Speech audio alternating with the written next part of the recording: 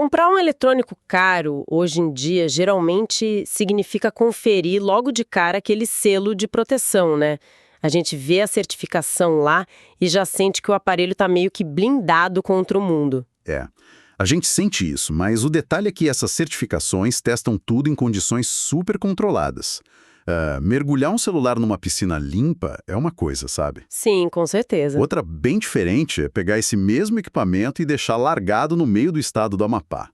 Lá ele pode ser literalmente devorado de dentro para fora em questão de dias. Nossa, devorado é uma palavra forte, mas é real. E é por isso que hoje a nossa análise mergulha exatamente nessa hostilidade ambiental.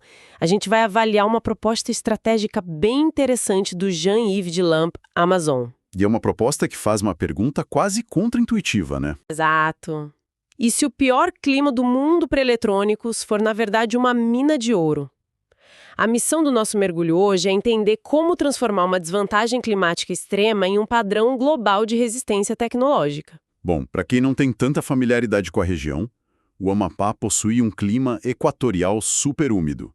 Tipo, para a biologia isso é o paraíso absoluto. Mas para circuitos eletrônicos, baterias, sistemas de energia solar... É um pesadelo completo, imagino. É um cenário de pesadelo mesmo. A umidade constante e as temperaturas muito altas criam um ambiente super agressivo. Isso corrói e destrói componentes normais quase que imediatamente. E historicamente isso sempre foi encarado só como um gargalo de infraestrutura, né? Mas a estratégia central dessa proposta é genial porque sugere parar de lutar contra essa reputação. Exatamente, é usar isso a favor do Estado. O rótulo Swiss Made para relógio, sabe? Que virou um sinônimo mundial de precisão. Ah, a analogia é perfeita. O Amazon Proof seria meio que o atestado definitivo de sobrevivência tropical. Porque, pensa bem, se um gerador funciona no Amapá por anos, ele vai funcionar em literalmente qualquer lugar do planeta. Mas aí tem um ponto. Para essa certificação não ser só marketing e ter peso real na indústria, o equipamento precisa sobreviver ao que torna a região tão letal. E é aí que a engenharia entra pesado. Os selos tradicionais de proteção, tipo o IP65 ou IP67 que a gente vê nos celulares, eles simplesmente não dão conta da umidade estagnada de lá. Não dão conta. Como assim o aparelho não é selado? Mas nesses casos a água não entra de uma vez. Ela se infiltra lentamente pelo ar denso e acaba acelerando a oxidação lá dentro. E espera, me tira uma dúvida.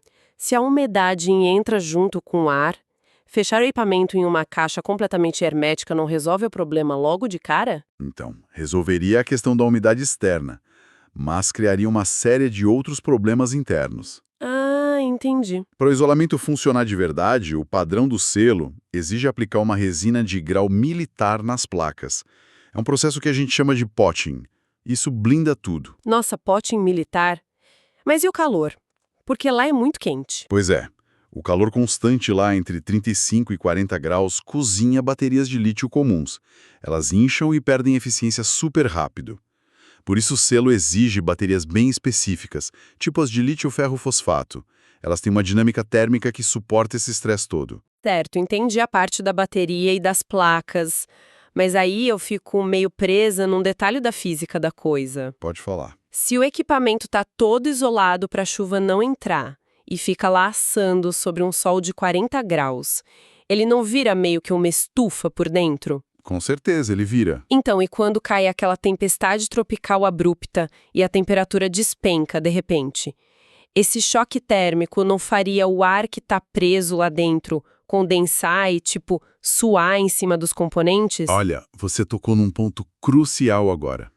O choque térmico inevitavelmente gera essa condensação interna, sim, e a solução de engenharia exigida pelo selo para isso é super inteligente. O que eles usam? Eles exigem o uso de válvulas de descompressão.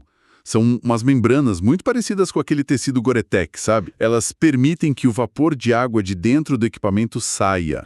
Ah, então o aparelho basicamente respira. Exato, ele respira. Mas a água líquida da chuva não consegue entrar de jeito nenhum.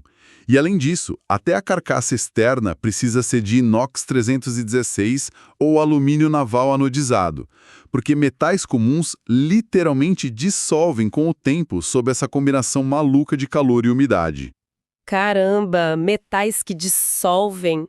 Com um nível de exigência tão brutal assim para passar no teste, eu imagino que isso altera todo o modelo econômico do estado, não é?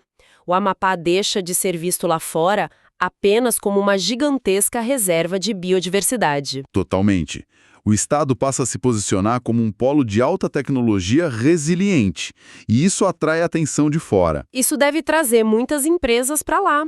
Com certeza, fabricantes globais passam a ter um motivo muito claro para operar na região, que é testar os seus protótipos no limite absoluto. Isso abre portas enormes para integrações diretas com as universidades locais, tipo a Unifap ou o IFAP, e cria um ecossistema inteiro de pesquisa e validação aplicada. O que acaba gerando um soft power econômico imenso para a região. A geografia agressiva deixa de ser um obstáculo logístico e se transforma na própria chancela de qualidade do negócio. Exatamente. E isso gera uma vantagem competitiva incrível. Um equipamento que é montado e testado por lá ganha uma força de exportação natural muito grande para regiões que têm desafios parecidos. Tipo o Caribe, a Guiana, Suriname e a Guiana Francesa. O hostil se torna o principal ativo tecnológico da região. A força implacável da natureza meio que valida a resistência da engenharia. E isso gera empregos especializados, atraindo os olhares de todo o setor industrial. Fica muito claro pela nossa discussão de hoje que a resiliência climática do Amapá tem um potencial absurdo de ser um motor de inovação. É uma inversão total de perspectiva. É o grande problema se tornando a solução mais valiosa, né? Exatamente. O que acaba deixando quem acompanha a gente com uma reflexão final bem intrigante. Se o clima úmido e implacável da Amazônia pode ser um laboratório natural tão vital assim para moldar a engenharia de ponta... Quais seriam os outros, né? Isso. Quais outros extremos do planeta, que hoje a gente considera apenas terras inóspitas, já guardam a chave para testar as grandes invenções humanas de amanhã? Fica aí o pensamento.